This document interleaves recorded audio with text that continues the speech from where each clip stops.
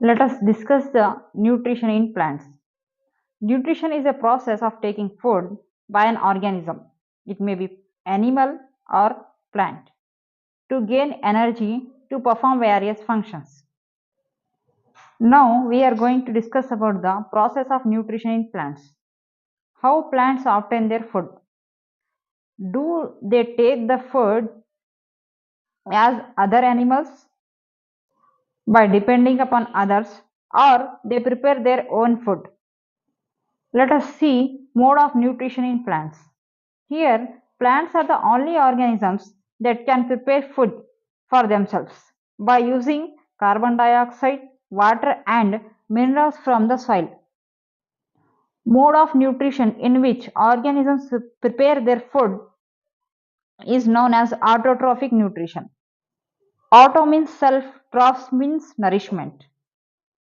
Here, plants have the capability to nourish themselves, but other organisms are not.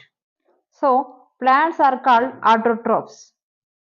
And animals take their food from plants means animals are dependent on other for their food. Here, hetero means others. Those are known as heterotrophs. Now, my question is where food production takes place in plant body. As in our home, we prepare food in kitchen because it is having all the necessary ingredients required to prepare food. Like that, plants are also having all the necessary things in a particular place which is known as leaf. Leaf is called kitchen of the plant because here only plants is getting all the necessary things to prepare the food. Here all materials will reach to the leaf. In leaf only there is a production of chlorophyll. Chlorophyll is a green color pigment required to absorb the sunlight for process of photosynthesis. Water and minerals present in the soil are absorbed by the roots and transported to the leaves. And leaves are also having stomata, tiny pores through which absorbs and leaves are also having stomata. These are the tiny pores through which carbon dioxide enter into the leaves. And water and minerals from the roots get transported to the leaf by continuous vessels known as xylem and phloem. As I said, chlorophyll absorbs the sunlight.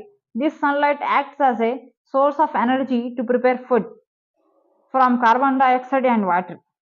And this process is called photosynthesis. Photo means light, synthesis means to combine. During photosynthesis, chlorophyll containing cells during photosynthesis, chlorophyll containing cells of leaves use carbon dioxide to perform the process of photosynthesis.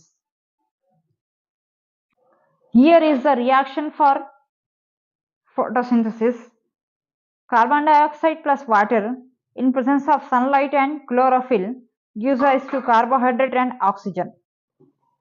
During this process, oxygen is released. Presence of starch in leaves indicates the photosynthesis occurred in the leaf. Starch is also a carbohydrate. From this carbohydrate, plants also synthesize protein and fats. But to synthesize this protein, plants require nitrogen. And we people know our air contains 98% of nitrogen, but plants are unable to use this nitrogen present in air. So here what plants will do, they will take the help of some bacteria which are present in soil. These bacteria make nitrogen present in the air available for plants by mixing that nitrogen with soil and water, and it is absorbed by the plants along with water. Example is rhizobium bacteria. By utilizing this nitrogen, plants synthesize protein and vitamins. Now I have one question. Do all plants have chlorophyll in their leaves? You people may have observed some plants having colorful leaves, red or some other color. So these plants do not have chlorophyll in their leaves. So these plants are dependent on other plants for their food, and they are known as heterotrophic plant. Example is the Cuscuta amarbel. It does not have chlorophyll in their leaves, so these plant climb on other plant, and plant on which it is climbing is called host, and Cuscuta is a parasitic plant. Like this, some of the plants are there which take their nutrients from insects, means they suck the nutrient from insects. These plants' leaves are modified into mug-like structure in which insects get trapped and digestive juices present in the mug like structure of leaf digest the nutrients of insect. Digest the nutrients of insects. Now, saprotrophic nutrition. It is a type of nutrition in which organisms obtain their nutrients from dead and decayed matter. It is a type of nutrition.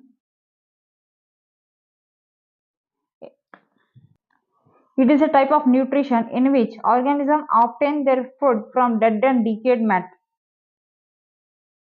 and the organisms are known as saprotroph. And organisms are known as saprotrophs. Example is the fungi. And organisms are known as saprotrophs. Example is the fungi. And some of the organisms live together and share food and shelter. Means one is providing food to other organism and another one is providing shelter. For example, some of the fungi which live inside the roots of the plants, here plant is providing shelter to these fungi, and in return fungi is providing water and nutrients to the plants. Example, lichens. Now we will discuss how nutrients are recycled in the soil. We know that plants absorb minerals and nutrients from soil. So the amount of nutrients in the soil keep on declining. So to maintain these nutrients in the soil for upcoming future plants, we should add fertilizers and manure to the soil. These fertilizers and manure contain nitrogen, potassium and phosphorus. But if we add these chemical fertilizers which are available in market, it may be harmful to the plants. So what farmers will do, they will grow plants of peas, gram and mung along with crops, because in the roots of these plants rhizobium bacteria is surviving. These bacteria take atmospheric nitrogen and make it available for plants. Here, these bacteria and plants are also showing symbiotic relationship.